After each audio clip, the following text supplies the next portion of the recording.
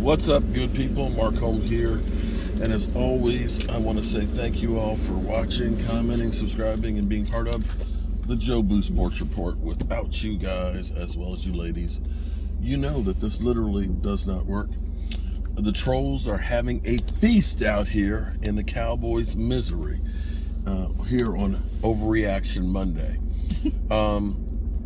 Stephen Jones, Catboy, Catboy, was asked about what the plans are for the Dallas Cowboys with Dak Prescott being hurt. And he said, well, we got Cooper Rush, and Cooper Rush, he played outstanding for us last year when he stepped in for that Minnesota game. And so they believe that he's going to be the answer until Dak Prescott comes back. He was also asked if he is worried about Dak Prescott's injury. I know my man Wade, he sent that text to me, and he's like, we had to start worrying about Dak Prescott's health because you look at the ankle, the shoulder, and now the hand injuries. Is he beginning to become injury prone? I don't know if it's injury prone as much as our offensive line is just not that good anymore. Let's be clear here. A lot of people are like, well, go out and get Cam Newton, or go out and get, I've heard on Get Up this morning that the Cowboys should trade for Huntley, or, people say go get Jimmy G and stuff.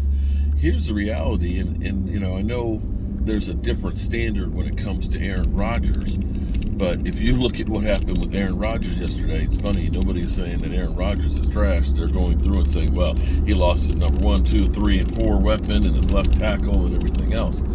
And Aaron Rodgers didn't exactly have a game yesterday. Didn't score. Did not get a touchdown. Did not get a touchdown, and had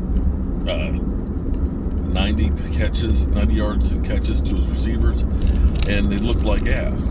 The reality is as much as we want to blame it on just one guy or think that a quarterback is going to make the difference, I don't know with what was out on the field yesterday that it mattered who the quarterback was going to be, because they couldn't block, the play calling was bad, they couldn't catch, Dak couldn't throw good either.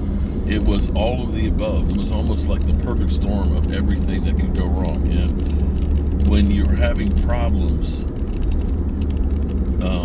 on the offense, having 10 penalties does not help the situation any.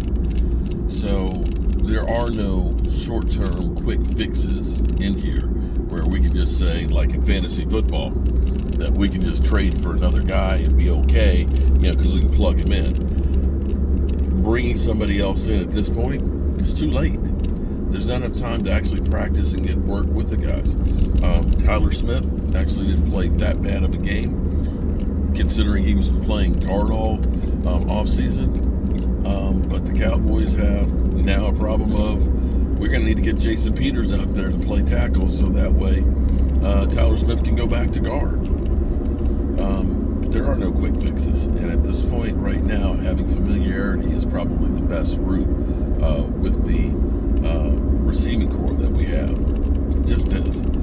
So don't look for the Cowboys to go out and sign a quarterback and think that that's going to be the fix. We tried that with Matt Castle, and that led to 1 victory in 12.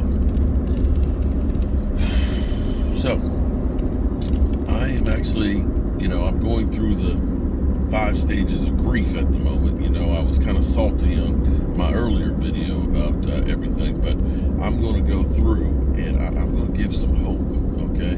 And how I think the Cowboys can survive at least and still have hope coming out of Dak Prescott being gone. They have to change what they're doing.